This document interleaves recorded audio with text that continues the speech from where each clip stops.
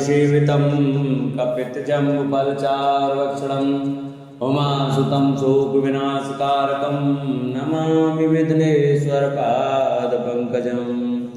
गुरुर्ब्रह्मा गुरुर्विष्णु गुरुर्देवो महेश्वरः गुरुर्साक्षात् परब्रह्म तस्मै श्रीगुरुवे नमः। अखण्डमण्डलाकारं व्याप्तं येन चराचरं तत्पदं दर्शितं येन तस्मै श्रीगुरुवे नमः। बोलो सत्यनारायण भगवान की जय।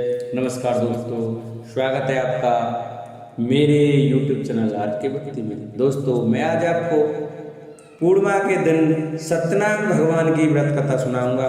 कृपया से ध्यानपूर्वक सुने।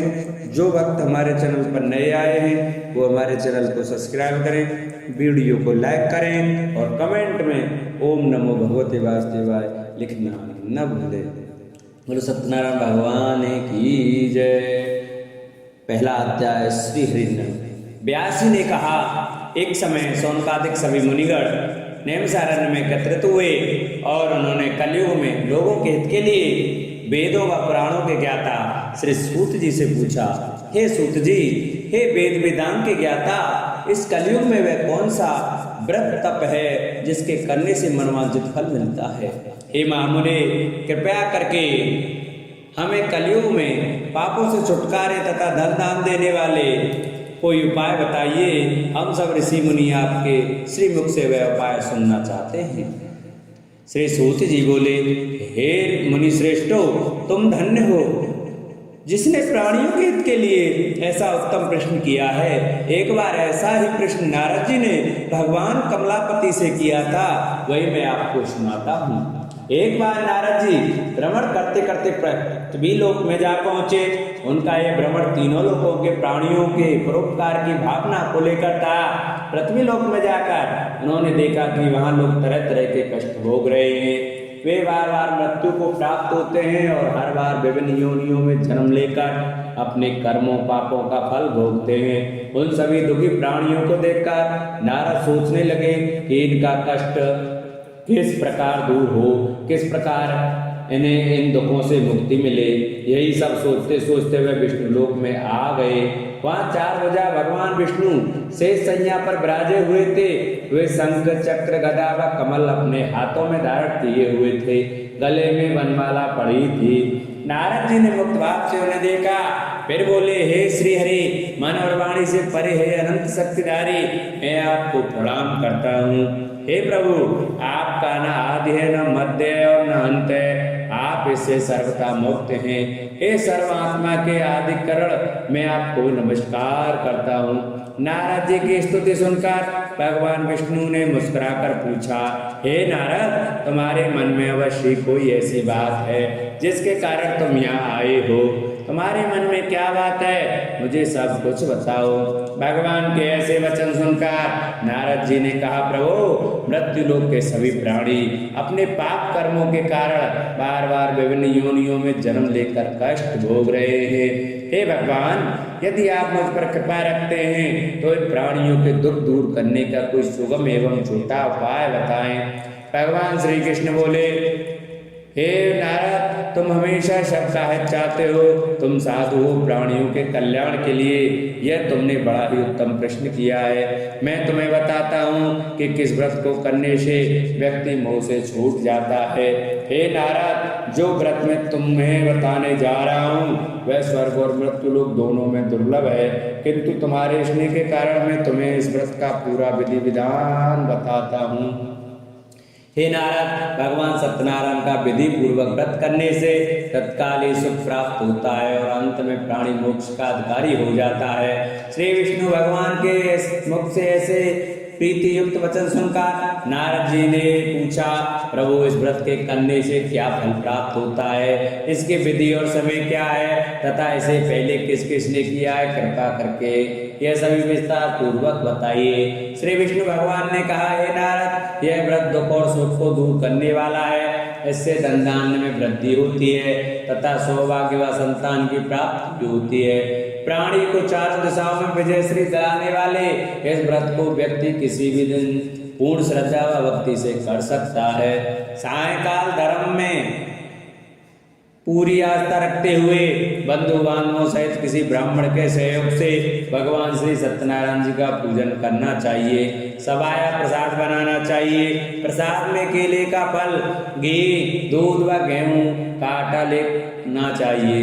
यदि गेहूं का आटा उपलब्ध ना हो तो चावल का आटा ले लें और उसमें शक्कर के स्थान पर गुड़ मिला लें। यह सब मिलाकर सवाया बना नैवेद्य भगवान को अर्पण करें। इसके बाद कथा सुनकर प्रसाद ग्रहण करना चाहिए तथा ब्राह्मणों को दक्षिणा देनी चाहिए। बंधु बांधवों सहित ब्राह्मणों को भोजन कराकर स्वयं भी भोजन करना चाहिए। प्रसाद आदि ग्रहण करने के बाद भजन कीर्तन करना चाहिए।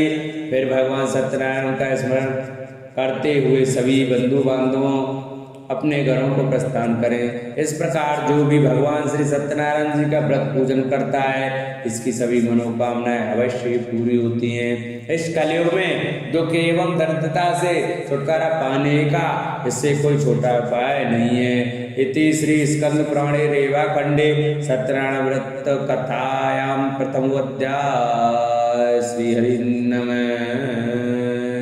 बोलो सत्यनारायण भगवान की जय।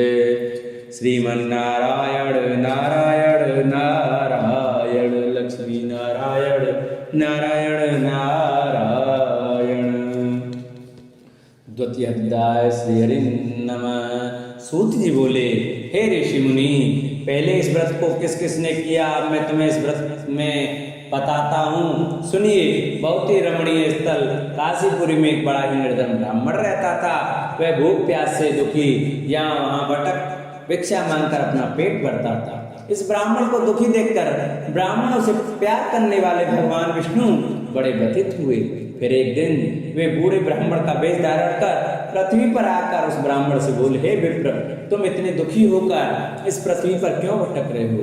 कृपया कर मुझको अपनी दाल बताओ। ब्राह्मण बोला, हे बंधु, मैं अत्यंत ही निर्धन और दुखी हूँ। क्या आप इस निर्धनता से मुक्त होने का कोई उपाय जानते हैं? यदि जानते हैं तो कृपया करके मुझको बताएं। मैं वह उपाय अवश्य करूँगा ताकि मुझे इस कष्टपूर्ण जीवन से मुक्ति मिले। बूढ़े ब्राह्मण ने कहा, सत्यनारायण स्वरूप भगवान विष्णु सबको मनचाहा फल देने वाले हैं। अतः हे विप्र, तुम उन्हीं का उत्तम व्रत व पूजन करो।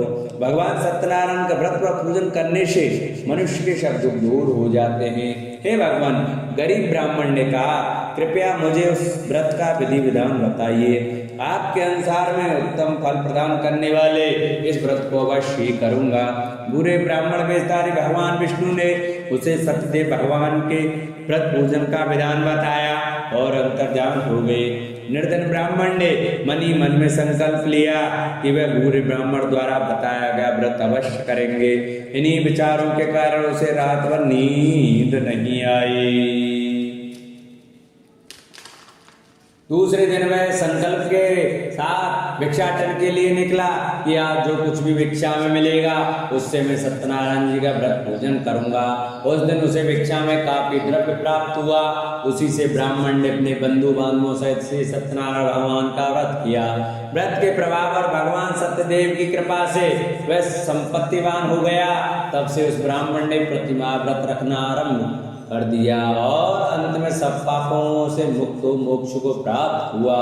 हे विप्रो, इस प्रकार पृथ्वी पर जो कोई भी श्रद्धा पूर्वक इस व्रत को करेगा उसके सभी दुख दूर होंगे। श्रीमन नारायण जी ने यही वचन नारद जी से कहे थे। अब आप लोग बताइए कि और क्या जानने की इच्छा है? अब ऋषिगणों ने पूछा, हे सूत जी, अब यह बताइए कि आगे चलकर ब्राह्मण के बाद किसने इस व्रत को किया, यह जानने की हमारी प्रबल इच्छा है। सूत जी बोले, उस ब्राह्मण से सुनकर आगे यह व्रत किन किन लोगों ने किया यह भी ध्यान पूर्वक सुनो। वह ब्राह्मण धन दान से भरपूर होकर एक बार व्रत कर रहा था कि एक लकड़हारा वहां आया। लकड़ी का बोझ बाहर रखकर वह प्यास बुझाने के उद्देश्य से ब्राह्मण के घर में गया। वहां उसने ब्राह्मण को देखा जो अपने बंधु बांधवों से भगवान श्री सत्यनारायण का व्रत और पूजन कर रहा है। वह सब देख लकड़हारे को बड़ी उत्सुकता हुई। उसने ब्राह्मण को प्रणाम करके पूछा, हे प्रभु, हे ब्राह्मण देव, आप ये किसका पूजन कर रहे हैं और इस पूजन का क्या फल मिलता है? कृपया कर विस्तार पूर्वक मुझे बताइए।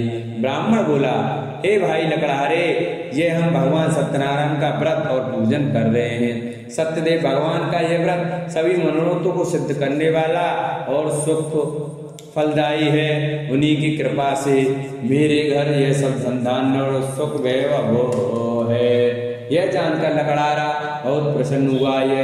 वह प्रसाद ग्रहण करके तथा जल पीकर बाहर आया और अपना गट्ठर उठाकर लकड़ी बेचने के लिए शहर को चल दिया। रास्ते में चलते चलते उसने सोचा कि आज ये लकड़ियां बेचकर जो भी धन प्राप्त होगा उससे मैं भी भगवान सत्यनारायण का व्रत और पूजन करूंगा। यह संकल्प कर वह उस बस्ती की ओर चल दिया जहाँ नगर के अमीर लोग रहते थे। भगवान सत्यनारायण की ऐसी कृपा हुई कि उस दिन उसे लकड़ियों के दुगने दाम प्राप्त हुए। लकड़हारे ने प्रसन्न होकर पके केले, शक्कर, घी, दूध और गेहूं का आटा सवाया बनवाकर खरीद लिया और अपने घर को चल पड़ा। लकड़हारे ने अपने भाई बंधुओं सहित विधि पूर्वक भगवान का पूजन व्रत किया। व्रत के प्रभाव से वह पुत्रवान और धनवान बन गया। फिर इस लोक में चिरकाल तक सुख भोग कर अंत में भगवान सत्यनारायण की कृपा से उनके लोक को चला गया।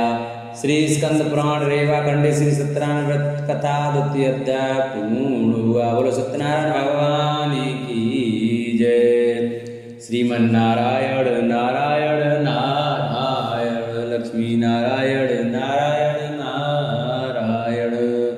3य अध्याय। श्री सूत जी बोले, हे मुनियो, अब मैं इससे आगे की कथा सुनाता हूँ, ध्यान पूर्वक सुनो। पूर्व काल में उल्कामुख नाम का एक बुद्धिमान राजा था। वह बड़ा ही जितेंद्रिय एवं सत्यवादी था। वह नित्य प्रति मंदिर आदि में जाकर ब्राह्मणों को दान दक्षिणा देकर प्रसन्न रखता था। उसकी रानी बड़ी पतिव्रता और सुमुखी थी। एक बार वे राजा रानी भद्रशिला नदी के तट पर भगवान सत्यनारायण का व्रत कर रहे थे। उसी समय साधु नामक एक वैश्य धनदान से भरी अपनी नौका लेकर वहां पहुंचा। साधु वैश्य ने नाव को किनारे पर लगाकर व्रत पूजन में व्यस्त राजा रानी को देखा। फिर उनके निकट जाकर विनय पूर्वक राजा से बोला, हे राजन, आप इतने भक्तिभाव से किस देवता का पूजन कर रहे हैं? कृपया कर यह सब वृतांत मुझे भी बताइए। राजा उनकी विनय सुनकर बोला, हे वैश्य, हम अपने बंधु बांधवों सहित विष्णु भगवान जैसे तेजस्वी भगवान श्री सत्यनारायण जी का व्रत और पूजन कर रहे हैं। यह सब हम पुत्र आदि की प्राप्ति के लिए कर रहे हैं। राजा की बात सुनकर साधु बोला, महाराज, आप कृपा करके मुझे इस व्रत के संबंध में सारा विधान बताएं ताकि मैं भी यह व्रत करूं। मेरे भी कोई संतान नहीं है। क्या इस व्रत के प्रभाव से मेरी संतान हो जाएगी? अवश्य होगी। वैश्य भगवान सत्यदेव किसी को कभी निराश नहीं करते। यह कहकर राजा ने उसे व्रत से संबंधित पूरा विधि विधान बता दिया। सब कुछ जान लेने के बाद वैश्य खुशी खुशी अपने घर चल दिया। घर पहुंचकर उसने अपनी पत्नी लीलावती को सब कुछ बताया। फिर बोला, यदि हमारे घर संतान हुई तो हम भी सत्यनारायण भगवान का व्रत करेंगे। उसकी पत्नी यह सुनकर बहुत प्रसन्न हुई। इस प्रकार दिन गुजरने लगे और कुछ समय बाद लीलावती गर्भवती हो गई। 10वें माह में उसने एक कन्या को जन्म दिया।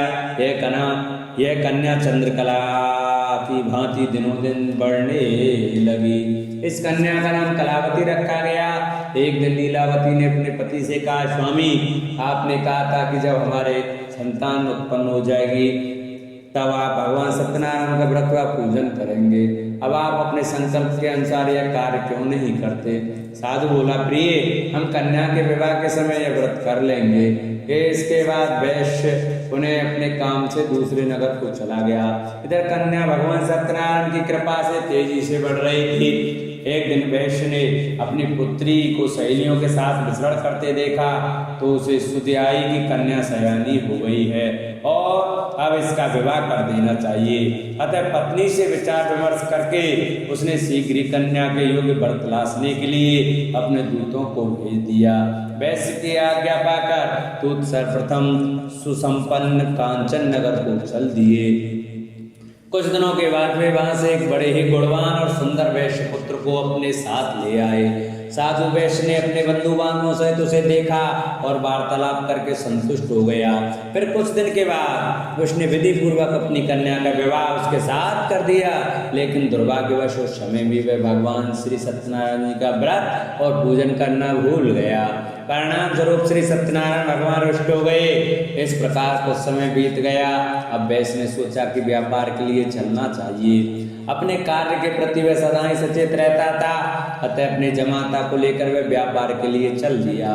इस बार वह समुद्र के समीप रत्नसार नामक सुंदर और संपन्न नगर गया। वहां जाकर वह अपने जमाता के साथ व्यापार में व्यस्त हो गया। इस सुंदर और संपन्न नगर में राजा चंद्रकेतु का राज्य था। उस समय अपनी प्रतिज्ञा से भ्रष्ट हुए वैश्य को भगवान सत्यनारायण ने शाप दे दिया, हे वैश्य, तू घोर कष्ट को प्राप्त होगा। एक दिन राजा की संपत्ति चुराकर एक चोर वहां गया जहां वैश्य साधु और उसका जमाता ठहरे हुए थे। उसके पीछे राजा के सिपाही लगे थे, अतः डर के मारे उसने राजा का चुराया हुआ धन वहीं छोड़ दिया और आलोक हो गया। उसके पीछे पीछे आए सिपाहियों ने राजा का धन वहां पड़ा देखा तो चोरी के अपराध में दोनों वैश्यों को बंदी बना लिया गया। हर्षित होकर सिपाहियों ने जाकर राजा को बताया, महाराज, राजमहल में चोरी करने वाले 2 चोरों को हम पकड़ कर लाए, आप देखकर आज्ञा दें। राजा ने बिना कुछ देखे वाले विचार किए, आज्ञा दे कि इन दोनों को बंदी गृह में डाल दिया जाए। भगवान श्री सत्यनारायण जी की माया से किसी ने भी उनकी बात नहीं सुनी। राजा चंद्रकेतु की आज्ञा से उनका सारा धन भी छीन लिया गया। उधर भगवान के शाप के कारण वैश्य की पत्नी भी बहुत दुखी हो गई। उसके घर की सारी संपत्ति चोर चुरा ले गए। वह शरीर से रुग्ण होकर चिंतित अवस्था में अन्न के लिए घर भटकने लगी। पहनने ओढ़ने की क्या कहें, घर में खाने को अन्न का दाना तक नहीं रहा। ऐसा ही हाल उसकी पुत्री कलावती का भी था।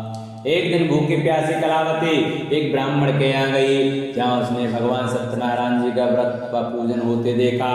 उसने वहां बैठकर बड़ी श्रद्धा से कथा सुनी और प्रसाद लेकर रात को अपने घर लौटी। घर आने पर उसकी माँ ने पूछा, बेटी, इतनी रात गए तक तू कहाँ थी, तथा तेरे मन में क्या है? कलावती ने माँ को बताया, मैंने एक ब्राह्मण के घर पर सभी मनोकामनाओं को पूर्ण करने वाले भगवान सत्यनारायण का व्रत होते देखा है। मैं भी वहीं थी और श्रद्धा पूर्वक कथा श्रवण कर रही थी। कन्या की बात सुनकर वैश्य की पत्नी को तत्काल स्मरण आया कि उसके पति ने व्रत करने का संकल्प लिया था, किंतु आज तक व्रत नहीं किया। उसने सोचा कि संभव है इसलिए हम पर यह कष्ट आ गया हो। यह सोचकर उसने तत्काल निर्णय लिया कि अपनी पुत्री के साथ वह भी इस व्रत को करेगी। दूसरे ही दिन लीलावती ने अपने बंधु बांधवों के साथ व्रत किया और भगवान सत्यदेव से प्रार्थना की कि उसके पति व जमाता शीघ्र लौट आए और प्रभु सत्यनारायण उसके अपराध को क्षमा करें। लीलावती द्वारा किए गए व्रत और उसकी प्रार्थना को सुनकर भगवान सत्यदेव प्रसन्न हो गए। उसी रात उन्होंने स्वप्न में राजा चंद्रकेतु को दर्शन देकर आज्ञा दी कि हे राजा, सवेरा होते हुए उन दोनों वैश्यों को मुक्त कर दें तथा उनका छीना हुआ धन भी लौटा दें। यदि ऐसा नहीं करेगा तो मैं धन और पुत्रों से तेरा राज्य का नाश कर दूंगा। इतना कहकर भगवान अंतर्ध्यान हो गए। सुबह राजा की आंख खुली तो उसने सभी सभासदों को अपने स्वप्न के विषय में बताया। फिर आदेश दिया कि चोरी के अपराध में बंदी उन वैश्यों को तत्काल छोड़ दिया जाए और हमारे समक्ष लाया जाए। सिपाही आदर से उन दोनों को राजा के समक्ष ले आए। दोनों ने नम्रता से राजा को नमस्कार किया। वे डर रहे थे कि राजा न जाने अब क्या आज्ञा दे दें, लेकिन उन्हें देखकर बड़े ही आदर भाव से राजा ने कहा, भगवान ने आपको कष्ट दिया है, किंतु अब डरने की कोई बात नहीं। यह कहकर राजा ने बेड़ियां कटवाकर उनकी हजामत वगैरह बनवाई और गहने वस्त्रों से उन्हें अलंकृत कर उनकी प्रशंसा की। उनका जो धन छीना था उससे दुगना धन देकर उन्हें विदा किया। दोनों ने राजा को प्रणाम किया तथा धन लेकर खुशी खुशी अपने घर को चल दिए। इतनी श्री स्कंद पुराणे श्री रेवा खंडे श्री सत्यनारायण व्रत का 3य अध्याय पूर्ण हुआ। बोलो सत्यनारायण भगवान की जय। श्रीमन्नारायण नारायण नारायण लक्ष्मी नारायण नारायण नारायण। 4th अध्याय। श्री सूत जी बोले, इस प्रकार साधु नमक वैश्य मंगल स्मरण करके और ब्राह्मणों को दक्षिणा आदि देकर अपने घर चल दिया। अभी वह कुछ ही दूर चला था कि भगवान सत्यनारायण ने साधु वैश्य की मनोवृत्ति जानने के उद्देश्य से डंडी का वेश धारण कर उससे पूछा कि हे वैश्य, तेरी नाम में क्या है? धन के मद में चूर वैश्य ने कहा, हे दंडी स्वामी, क्या तुम्हें मुद्रा चाहिए? मेरी नाम में तो बेलपत्र भरे हैं। वैश्य के ऐसे निष्ठुर वचन सुनकर दंडी वेशधारी भगवान सत्यनारायण का, हे वैश्य, तुम्हारा कहना सत्य हो। इतना कह दंडी वैश्य के पास से हटकर कुछ दूर समुद्र के किनारे जाकर बैठ गए। दंडी के जाने के बाद साधु ने महसूस किया कि नाव काफी हल्की हो गई है और कुछ फूली हुई लग रही है। वह बहुत चकित हुआ और कपड़ा हटाकर देखा, धन के स्थान पर बेलपत्र देखकर उसे मूर्छा आ गई। उसके जमाता ने उसे संभाला और जल आदि छिड़क कर होश में लाया। होश में आने पर वह अपने धन के लिए विलाप करने लगा। तब उनके दामाद ने कहा, इस प्रकार शोक क्या करते हैं? यह सब दंडी स्वामी का शाप है। वह दंडी सर्व समर्थ हैं, इसमें संशय नहीं है। उनकी शरण में चलिए, वहां जाने पर ही मनोवांछित फल मिलेगा। दामाद का कहना मानकर वैश्य दंडी स्वामी की शरण में गया और प्रणाम कर आदर पूर्वक बोला, हे प्रभु, मैंने जो कुछ भी आपसे कहा था उसके लिए मुझे क्षमा करते हैं। ऐसा कहते समय वह महाशोक से व्याकुल हो उठा। वैश्य को रोते देखकर दंडी स्वामी ने कहा, रो मत, सुनो साधु, तुम मेरी पूजा से विमुख हुए हो। हे कुबुद्धि, इसलिए मेरी आज्ञा से ही तू बार बार दुख भोग रहा है। अब वैश्य को सारी बात समझ में आ गई। वह विनती करते हुए बोला, हे प्रभु, आपकी माया को तो ब्रह्मादि नहीं समझ सके, फिर मैं भला आपकी लीला कैसे समझ सकता हूँ? ब्रह्मादि भी आपकी अद्भुत रूप से स्वगुणों को नहीं जानते। हे प्रभु, मुझ पर प्रसन्न हो। मैं माया से भ्रमित मूढ़ बुद्धि आपको कैसे पहचान सकता हूँ? मैं अपनी सामर्थ्य अनुसार आपकी पूजा करूंगा, कृपया प्रसन्न हो। हे प्रभु, मेरा धन जैसा पहले था वैसा ही कर दें। मैं आपकी शरण में हूँ, मेरी रक्षा करें। वैश्य के ऐसे भक्ति युक्त वचनों को सुनकर भगवान सत्यनारायण प्रसन्न हुए और वैश्य को मन चाहा वर देकर अंतर्ध्यान हो गए। तब वैश्य अपनी नाव पर आया तो उसने उसे धन से भरी पाया। वह बोला, भगवान सत्यदेव की कृपा से मेरी मनोकामना पूर्ण हुई है। फिर उसने अपने जमात और साथियों से भगवान सत्यनारायण की पूजा की। भगवान सत्यदेव की कृपा पाकर साधु बहुत प्रसन्न हुआ। फिर नाथ द्वारा अपने देश को चल दिया। अपने नगर के तट पर पहुंचकर उसने एक दूत को अपने घर भेजा। दूत ने साधु वैश्य के घर जाकर बताया कि आपके पति व जमाता सकुशल लौट आए हैं। यह जानकर वैश्य की पत्नी लीलावती अति प्रसन्न हुई। उस समय वे अपनी पुत्री के साथ भगवान सत्यनारायण की कथा व पूजन कर रहे थे। कथा समाप्त कर उसने प्रसाद ग्रहण किया और अपनी पुत्री से बोली, बेटी, मैं जाकर तेरे पिता को देखती हूँ, तू प्रसाद आदि ग्रहण करके आ जाना। कहकर वह चली गई। कन्या ने काम समाप्त किया और बिना प्रसाद व चरणामृत ग्रहण किए वह भी अपने पति से मिलने को चल दी। प्रसाद ग्रहण न करके वह पति के पास पहुंची। इस प्रकार प्रसाद का अपमान करते देख भगवान सत्यदेव रुष्ट हो गए। उन्होंने उसके पति तथा धन से भरी नाव को जल में डुबो दिया। यह देखकर कन्या को बड़ा दुख हुआ और वह चक्कर खाकर भूमि पर गिर पड़ी। नाव को डूबते तथा कन्या को मूर्छित देखकर साधु को बड़ा आश्चर्य हुआ। मलावी अचरज करने लगे। लीलावती बेटी ये ऐसी हालत देखकर बड़ी व्याकुल हुई और अपने पति से बोली, हे स्वामी, नाथ सहित जमाता कहाँ और कैसे गायब हो गए? मुझे तो लगता है कि यह अवश्य किसी देवता का कोप है। आखिर भगवान सत्यनारायण की लीला को कौन समझ सका है? यह कहकर वह पुत्री के साथ विलाप करने लगी। उसकी पुत्री ने कहा कि वह भी अपने पति के वियोग में ही जल समाधि ले लेगी। यह देखकर वैश्य बहुत दुखी हुआ। उसे समझते देखने लगी कि यह सब भगवान सत्यदेव के कुपित होने के कारण ही हुआ है। पुत्री या पत्नी से अवश्य कोई भूल हुई है। आखिर उनकी माया को कौन समझ सकता है? मैं स्वयं उनकी माया से मोहित हूँ। उसने उन्हें अपने पास बुलाकर अपनी शंका व्यक्त की और बोला, मैं विधि विधान से भगवान सत्यनारायण का पूजन करूंगा, वे मेरी पुत्री को क्षमा करें। इस बार क्षमा से भगवान से क्षमा याचना करने लगा तो भगवान सत्यदेव उस पर प्रसन्न हो गए। तभी भविष्यवाणी हुई, हे साधु, तेरी पुत्री मेरा प्रसाद छोड़कर अपने पति को देखने आई है। इसी कारण इसका पति नौका सहित अदृश्य हो गया है। यदि यह घर जाकर प्रसाद ग्रहण करके आए तो इसका पति से अवश्य मिल जाएगा, इसमें कोई संशय नहीं है। वैश्य की पुत्री ने भी यह भविष्यवाणी सुनी। वह तत्काल घर गई और प्रसाद ग्रहण किया। जब कन्या लौट कर आई तो उसका पति सही सलामत वहां उपस्थित था। यह देखकर वह बहुत प्रसन्न हुई और पिता से बोली, हे पिताजी, अब घर को चलिए, अब क्या देर है। हे बेटी, हमें भगवान सत्यदेव का पूजन करना है कहकर साधु ने सबके साथ मिलकर भगवान सत्यनारायण की कथा व पूजन किया।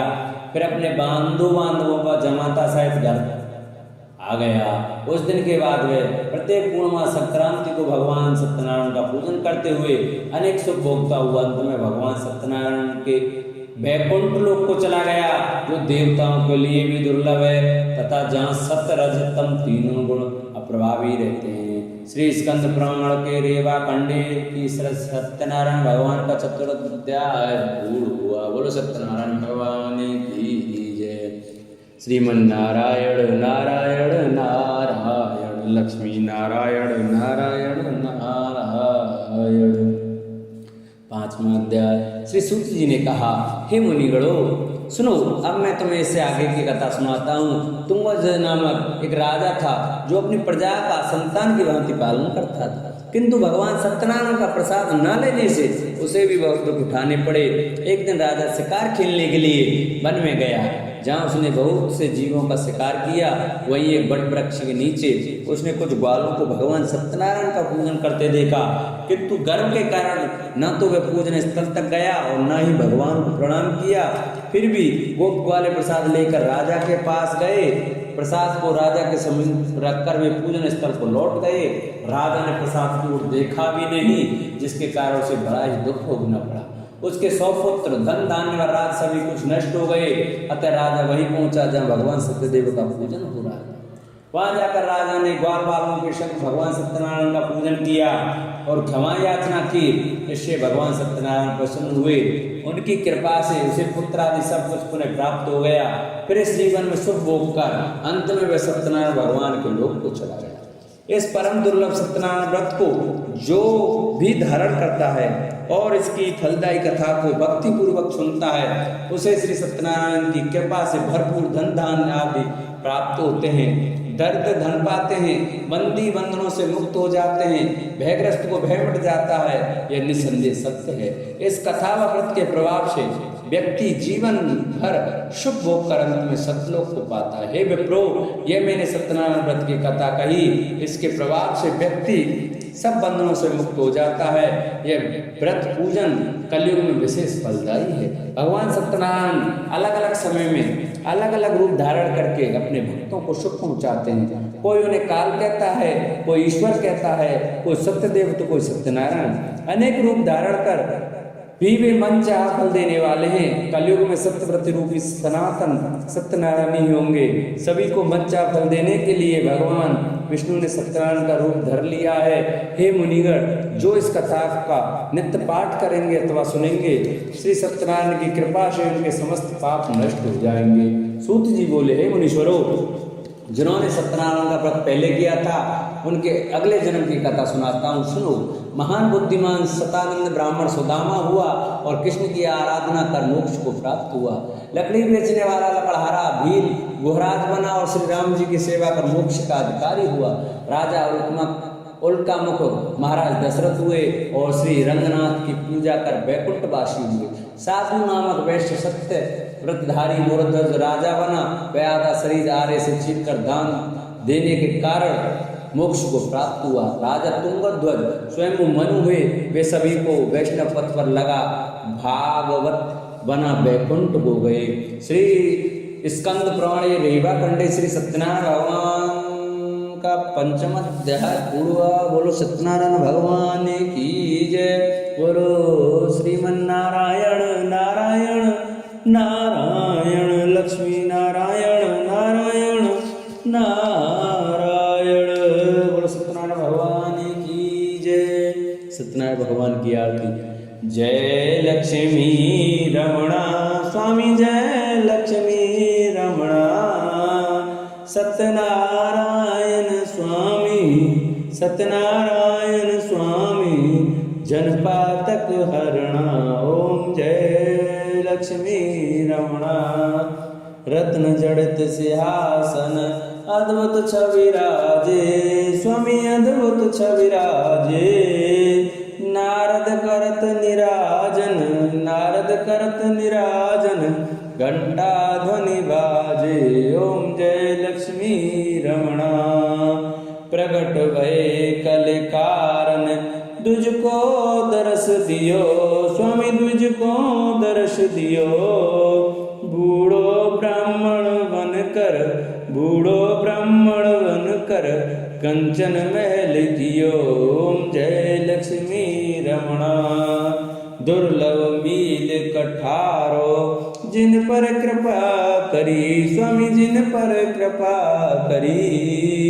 चंद्रचूर्ण एक राजा, चंद्रचूर्ण एक राजा, तिनकी विपत हरी। ओम जय लक्ष्मी रमणा। वैश्य मनोरथ पायो, श्रद्धा तज दीनी स्वामी श्रद्धा तज दीनी। सोफल भोग्यो प्रभु जी, सोफल भोग्यो प्रभु जी, फिर स्तुति कीनी। ओम जय लक्ष्मी रमणा। भाव भक्ति के कारण छिन छिन रूप धर्यो स्वामी छिन छिन रूप धर्यो। श्रद्धा धारण कीनी, श्रद्धा धारण कीनी, तिनको कारज सर्यो। ओम जय लक्ष्मी रमणा। ग्वाल वाल संग राजा, वन में भक्ति करी स्वामी वन में भक्ति करी। मनवांचित फल दीनो, मनवांचित फल दीनो, दीन दयालु हरि। ओम जय लक्ष्मी रमणा। चढ़त प्रसाद सवायो, कदली फल सेवा स्वामी कदली फल सेवा। धूप दीप तुलसी से, धूप दीप तुलसी से, राजी सतदेवा। ओम जय लक्ष्मी रमणा।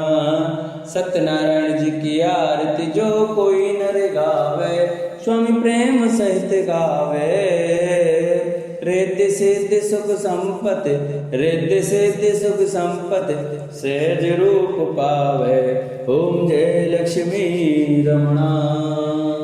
बोलो सत्यनारायण भगवान की जय, बोलो विष्णु भगवान की जय। जिन भक्तों को हमारी कथा अच्छी लगी हो वो हमारी कथा को ज़्यादा से ज़्यादा शेयर करें। जो भक्त हमारे चैनल पर नए आए हैं वो हमारे चैनल को सब्सक्राइब करें, वीडियो को लाइक करें और कमेंट में ओम नमो भगवते वासुदेवाय, ओम सत्यनारायण भगवान की जय लिखना न भूलें। बोलो सत्यनारायण भगवान की जय। गणेश कथा के अनुसार एक बार देवता कई विपदाओं से घिरे थे, तब वह मदद मांगने भगवान शिव के पास आए। उस समय शिव के पास कार्तिकेय तथा गणेश जी बैठे थे। देवताओं की बात सुनकर शिव जी ने कार्तिकेय व गणेश से पूछा कि तुम में से कौन देवताओं के कष्टों का निवारण कर सकता है। तब कार्तिकेय व गणेश जी दोनों ने ही स्वयं को इस कार्य के लिए सक्षम बताया। इस पर भगवान शिव ने दोनों की परीक्षा लेते हुए कहा कि तुम दोनों में से जो सबसे पहले पृथ्वी की परिक्रमा करके आएगा वही देवताओं की मदद करने जाएगा। भगवान शिव के मुख से यह वचन सुनते ही कार्तिकेय अपने बाण मोर पर बैठकर पृथ्वी की परिक्रमा के लिए निकल गए। परंतु गणेश जी सोच में पड़ गए कि वह चूहे के ऊपर चढ़कर सारी पृथ्वी की परिक्रमा करेंगे तो इस कार्य में उन्हें बहुत समय लग जाएगा। तभी उन्हें एक उपाय सूझा। गणेश अपने स्थान से उठे और अपने माता पिता के साथ बाहर परिक्रमा करके वापस बैठ गए। परिक्रमा करके लौटने पर कार्तिकेय स्वयं को विजेता बताने लगे। तब शिव जी ने श्री गणेश से पृथ्वी की परिक्रमा न करने का कारण पूछा। तब गणेश ने कहा, माता पिता के चरणों में ही समस्त लोक हैं। यह सुनकर भगवान शिव ने गणेश जी को देवताओं के संकट दूर करने की आज्ञा दी।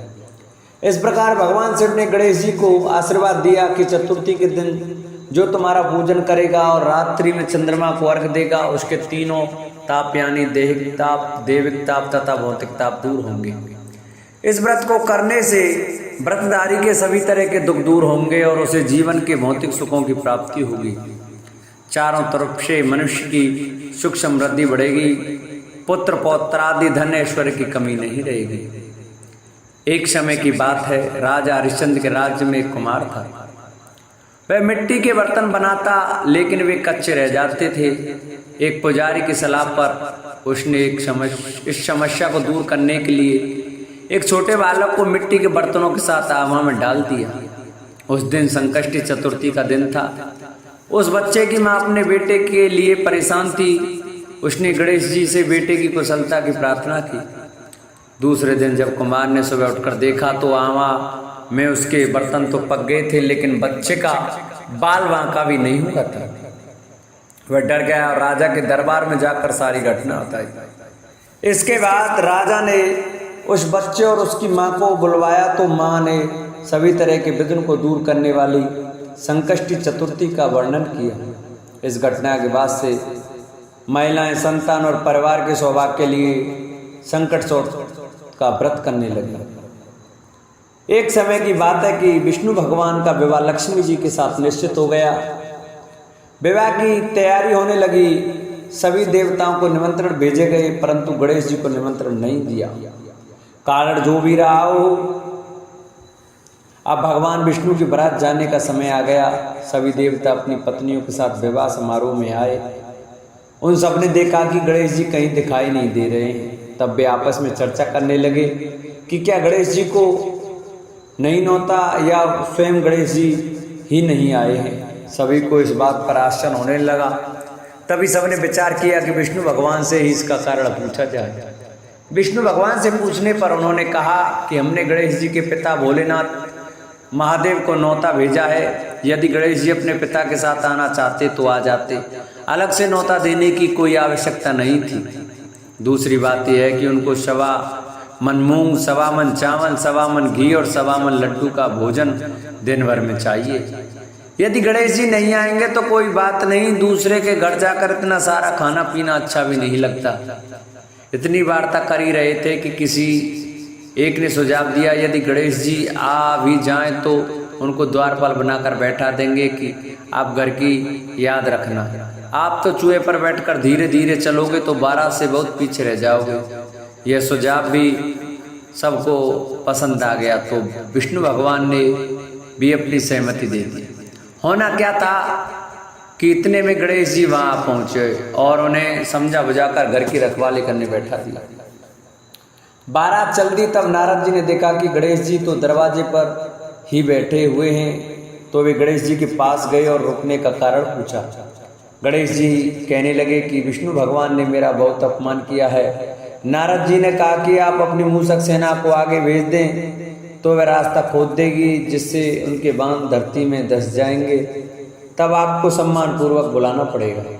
अब तो गणेश जी ने अपनी मूषक सेना जल्दी से आगे भेज दी और सेना ने जमीन पोली कर दी। जब बारात वहां से निकली तो रथ के पहिए धरती में धंस गए। लाख कोशिश करें परंतु पहिए नहीं निकले। सभी ने अपने अपने उपाय किए परंतु पहिए तो नहीं निकले, बल्कि जगह जगह से टूट गए। किसी की समझ में नहीं आ रहा था कि अब क्या किया जाए। तब तो नारद जी ने कहा, आप लोगों ने गणेश जी का अपमान करके अच्छा नहीं किया। यदि उन्हें मना कर लाया जाए तो आपका कार्य सिद्ध हो सकता है और ये संकट टल सकता है। शंकर भगवान ने अपने दूत नंदी को भेजा और वे गणेश जी को लेकर आए।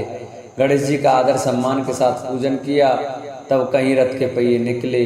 अब रथ के पहिए निकल तो गए परंतु वे टूट फूट गए, तो उन्हें सुधारे कौन।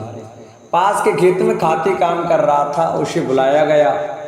खाती अपना कार्य करने के पहले श्री गणेशाय नमः कहकर गणेश जी की वंदना मनी मन करने लगा। देखते ही देखते खाती ने सभी पहियों को ठीक कर दिया। तब खाती कहने लगा कि हे देवताओं, आपने सर्वप्रथम गणेश जी को नहीं मनाया होगा और ना ही उनकी पूजा की होगी, इसलिए तो आपके साथ ये संकट आया है। हम तो मूर्ख अज्ञानी हैं, फिर भी पहले गणेश को पूजते हैं, उनका ध्यान करते हैं। आप लोग तो देवतागण हैं, फिर भी आप गणेश जी को कैसे भूल गए।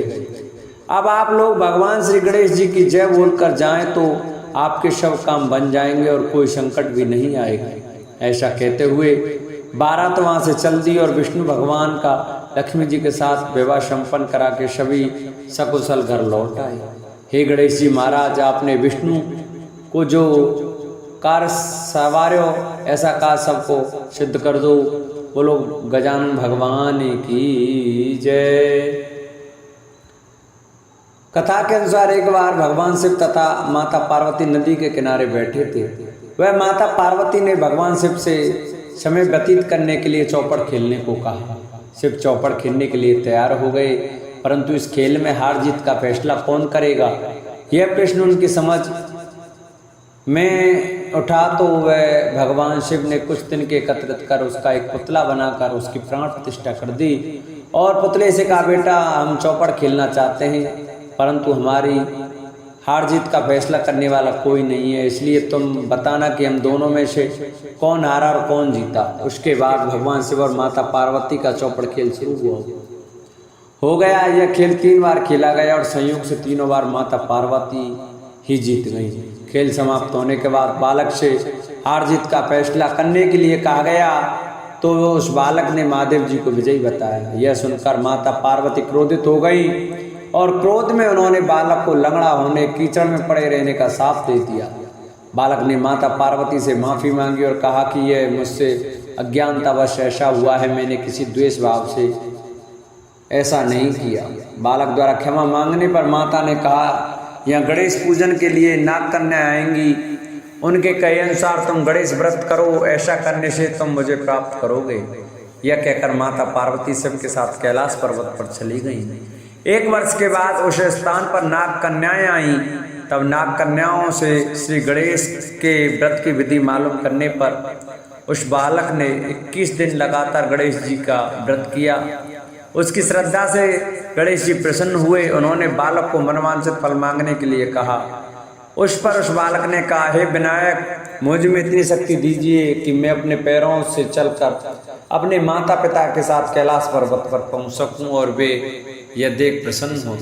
तब बालक को वरदान देकर श्री गणेश अंतर्ध्यान हो गए। इसके बाद वह बालक कैलाश पर्वत पर पहुंच गया और कैलाश पर्वत पर पहुंचने की अपनी कथा उसने भगवान शिव को सुनाई। चौपड़ वाले दिन से माता पार्वती शिव से विमुख हो गई थी। अतः देवी के रुष्ट होने पर भगवान शिव ने बालक के बताए अनुसार 21 दिनों तक श्री गणेश का व्रत किया। इस व्रत के प्रभाव से माता पार्वती के मन में भगवान शिव के लिए जो नाराजगी थी वह समाप्त हो गई। तब यह व्रत विधि भगवान शंकर ने माता पार्वती को बताई। यह सुनकर माता पार्वती के मन में भी अपने पुत्र कार्तिकेय से मिलने की इच्छा जागृत हुई। तब माता पार्वती ने भी 21 दिन तक श्री गणेश का व्रत किया तथा दूर्वा फूलों लड्डुओं से गणेश जी का पूजन अर्चन किया। व्रत के 21वें दिन कार्तिकेय स्वयं माता पार्वती से आ मिले। उस दिन से श्री गणेश चतुर्थी का यह व्रत समस्त मनोकामनाओं की पूर्ति करने वाला व्रत माना जाता है। इस व्रत को करने से मनुष्य के सारे कष्ट दूर होकर मनुष्य को समस्त सुख सुविधाएं प्राप्त होती हैं। बोलो गणेश भगवान की जय। जिन भक्तों को हमारी यह वीडियो अच्छी लगी हो, हमारी कथा अच्छी लगी हो, तो हमारी वीडियो को ज़्यादा से ज़्यादा शेयर करें, जिससे कि और भी भक्त हमारी कथा को सुन सकें और भगवान शंकर, माता पार्वती और गणेश जी के प्रति उनका प्रेम ज़्यादा से ज़्यादा बढ़े। तो जो भक्त हमारे चैनल पर नए आए हैं वो हमारे चैनल को सब्सक्राइब कर लें, वीडियो को लाइक करें और कमेंट में श्री गजाननाय लिखना न भूलें। बोलो गणेश भगवान की जय।